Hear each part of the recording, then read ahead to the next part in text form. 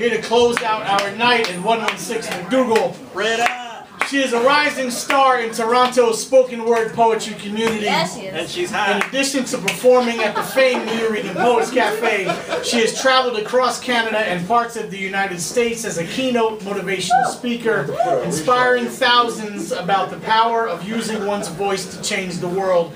Put your hands together for a friend of the inspired word, Britta! all the way from Toronto. Clap it up for Britta B!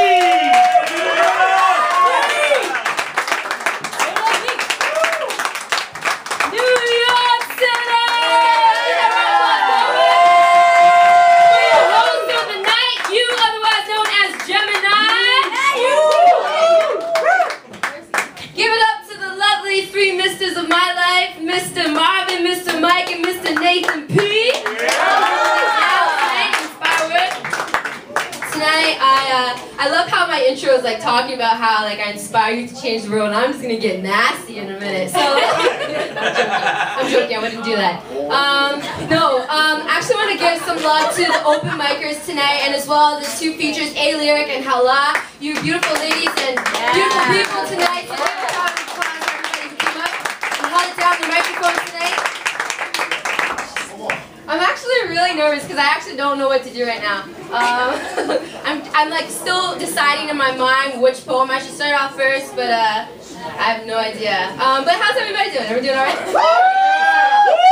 I just want to start it off by saying basically like if you feel the need to like holler, grunt, or just be like, oh girl, you cute, whatever you want to say, just let me feel it, alright? I know this is New York.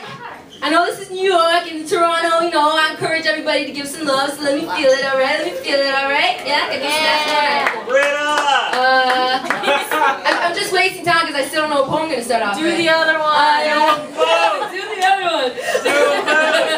All I know right now is that I don't feel like being on my best behavior tonight, so... Yeah, give her another drink. I feel dangerously gentle, and usually my heart's hard to soften. Let me get right to the point. I want to wrap my tongue around your head like a scarf. Wow. Think about it. Wow. It ain't a bad thing, baby, if it makes you feel good. Come here and listen to what I say the moment I stop talking to you. Take a look at where I run off to the moment it gets quiet. And let me take my time coming back to you. Rub your temperature all over me. Come on, babe, light my fire. Coil your cries against the backside of my temples. Be as sentimental as you like. Just don't tell me your name. It'll fuck up my hindsight. It'll let me get too used to getting to where I am just to look back, and we don't want that. No. Some things just don't know how to heal. I haven't lived long, but I've lived long enough to know that I'd rather be hurt physically than mentally. Because you can't put band-aids on memories. You can't just get stitches anytime someone wants to leave you these things. I'm telling you, they don't know how to heal. But now that we're here, it'd be a shame to not touch you. It'd be a shame to not amaze you. Come on. Everybody's got some hidden need for approval, right? I mean, you want me to want you, don't you?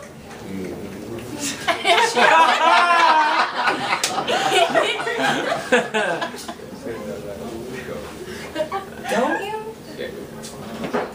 Come here. I got something for you. All you have to do is survive.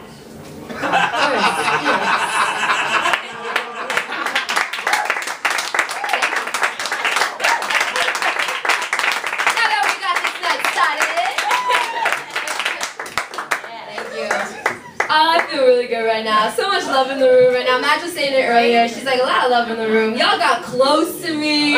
I feel really good right now. I feel really special. We should do this again sometime. Alright. I think with this next piece, actually, I want to talk about, I want to dedicate this. Actually, the first time I came to New York by myself, I've been to New York a lot of times, I love New York, and the first time I came by myself, I was over on, maybe it was some street around here, it goes north-south, I don't know. It's adjacent to this one, I don't know, something, I don't know, anyways, it doesn't make sense, right? If you stop looking at me like that. Anyways, there was this, somebody had written graffiti, it was a red wall, and someone had written in white, "I'm sorry for the lovers without hearts." And I took a picture of that. And I remember last summer actually, I was writing a poem at that time because my boyfriend at that time had just broken up with me. What a loser, right? He's whack. Thank you. So this poem is dedicated to the lovers without hearts, and for anyone who's ever had the experience of loving someone who didn't really deserve your love, but you just kept going back to them, and back to them, and you know the stuff. This poem is called Below Zero. I see the road ahead is slippery, but I ain't seen it rain. They say I'll be too run out before I ever get a chance to let the right one in. Now, I don't usually do this, but baby, you uncovered my evil. And if temptation wins tonight, I'll never recover my cerebral. I'll fall into a trap where nothing but my ego crawl into your lap, crawl down your love below. I know I'm in trouble. Shit, I'm below zero. Stick around long enough, you'll get to witness the sequel where imagination intersects insanity and the dust becomes reachable. Reach out and grab it, babe. Take it. It's yours. I'll let you have it.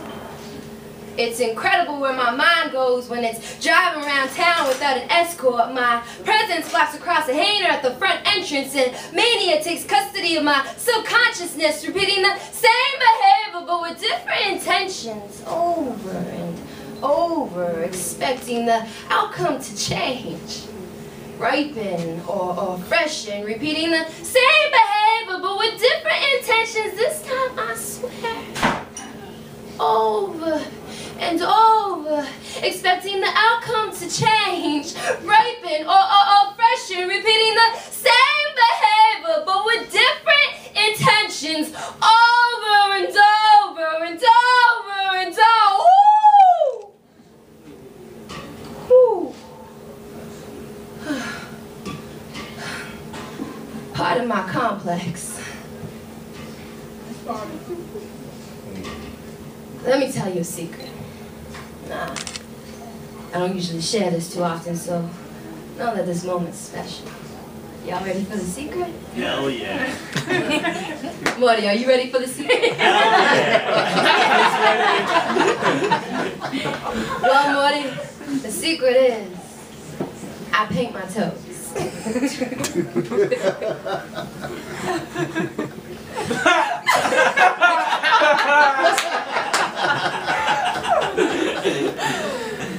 Because I bite my nails.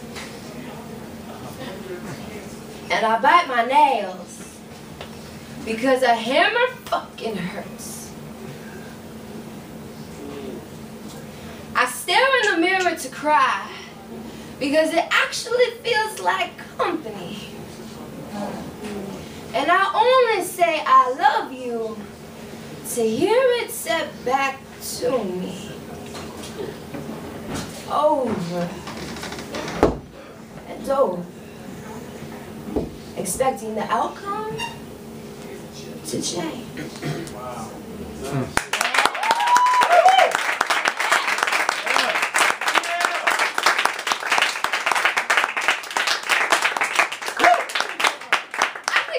people can agree with me. Isn't it crazy how like even like beautiful people they even clap beautiful. Like they make the sound. Like you're all just like you go girl. Like y'all are just spicing me up right now. So you had a line earlier actually, Crow. You said, didn't you say how can a girl so sweet taste so spicy? Didn't you say something like that earlier?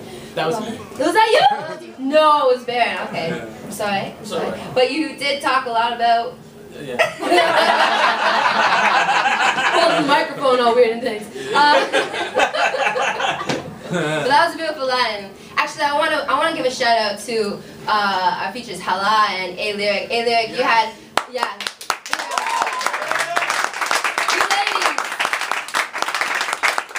Make me want to be a woman or something when I grow up. A Lyric, you had this one line that's definitely gonna stick throughout this trip for me. You said, "Wake up every day loving yourself." Correct? You said, "Yeah, that's beautiful." In Toronto, my friend Magdalene and I, who I brought from Toronto with me, we had the chance to get to work with youth pretty much every day, and that's like my I'm gonna cry right now because like that's my one goal. If I could give everybody something, a gift would just be like self-love. And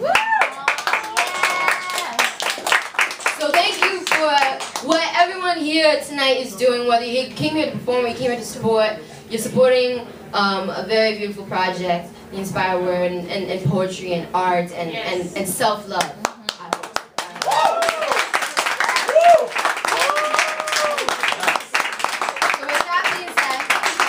This next poem I wrote on behalf of my time spent traveling across the country. Is this mic on? Is it on? Is it on? Is it on? Okay, cool. I wrote this poem on behalf of the people I got to meet while I was traveling across Canada and whatnot, the youth that I got to share my story with, as well as the stories that I got to hear in return. See, when you're traveling a lot, you get to share yourself, you get to do your thing, but what the best part is getting to hear what other people's lifestyles are like and learning the stories that may not get a chance to be told. So I'm hoping that with this piece, some stories are able to be shared in a way that maybe they won't be able to. This piece is called Speak. There's something about the sound of a raised voice and a door slamming at 2 a.m. that makes me want to change the world. Maybe it's the fact that I can't sleep through it but gotta get up to go to school the next day, or maybe it's the multiple black and blue bruises I see decorating my mother's neck and face. Everybody always says something bad happens, don't think twice, just call the cops. So I called the cops, but maybe when the red and blue lights started to surround my house, I should have reconsidered my thoughts, cause who would have known they'd take my mother away? And who would have known a week later I'd have to lie to Children's Aid? And who would have known it wouldn't be the last time my parents make me take the blame? I'd have to say I'm sorry for the inconvenience. I misunderstood the whole thing. You see, I never saw him hit my mom this time. I just thought it might escalate. Y'all know how embarrassing that is? I'm gonna be real with y'all. Every other time I turn on the TV, I show up fashionably late to yesterday's news. Cause never have I ever been the kind of girl to relate to things like poverty or political issues. But when I learned that women make up 2/3 of the world who can't read or write, I believe that I'm one of them. Cause my head hurts way too much to understand my homework. I come up with excuse after excuse of why there's a scar above my eye. Hey, maybe I've been damaged by all I've seen. Or maybe my mom told me not to mention how she didn't mean to hit me across the face with a spatula when she got mad at my father for leaving her with 2 kids, a stack of unpaid rent bills, and only $128 in the joint bank account. Until he drank that too. You see, it's clear I come from a place that hurts, that I never want to return to. So I can't stand the smell of my salt to her face whenever she stumbles into a room, or the sound that it makes every time my dad slams another door behind him. So I speak. I spit Spit the truth out like verbal graffiti and paint the town red with the black and blue of my identity. So you can see who I really am. And I'm not the only one. No matter what you've been told, you deserve to be heard. And nothing spreads faster than a mouthful of words, but they got this funny way of destroying you from the inside out. If only you just let them sit in the back of your mouth, so speak. Even if you're too afraid, speak. Even if your voice shakes, speak. So let the sound of that raised voice at 2 a.m. is you changing. Yeah.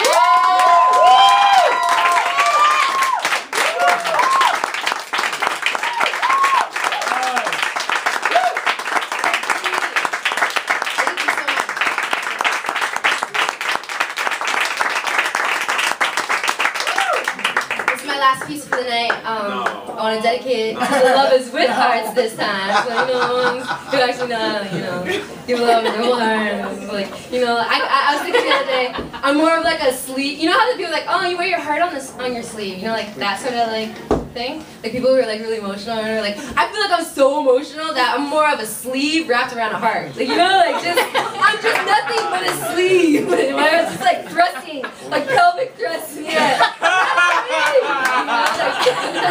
Oh, wow. I'm sorry. I don't know where I was going.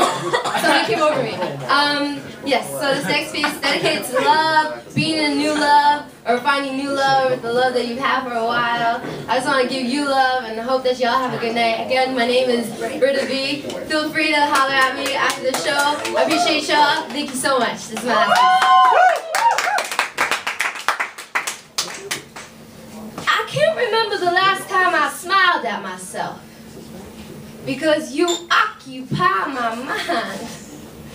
I tell myself that that could be a good thing or a very good thing, because I'm trying hard to be optimistic these days.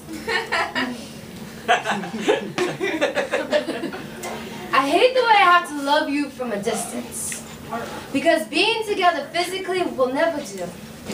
Because I'm always wanting more of you, we will always be lacking something. Time. Time prevents everything from happening all at once. I think that's what someone said. Well, while failing to mention that love prevents the existence of time, how could you ever know how much I think of you? Unless, of course, you recognize my smile in the dark of your blinks, in the crease of your palms, in the bends of your knees and arms, or in the light, gentle way your tongue clings to the roof of your mouth when you think you're not thinking of anything at all. How could you ever know how much I think of you? I want to take you to a place where so much is understood without anything ever being said to one another. But it wouldn't be logical. It would be so illogical to follow our hearts. So call me crazy.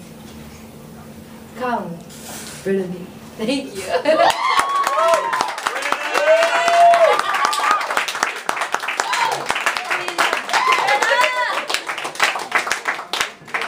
Clap it up one more time for Britta B.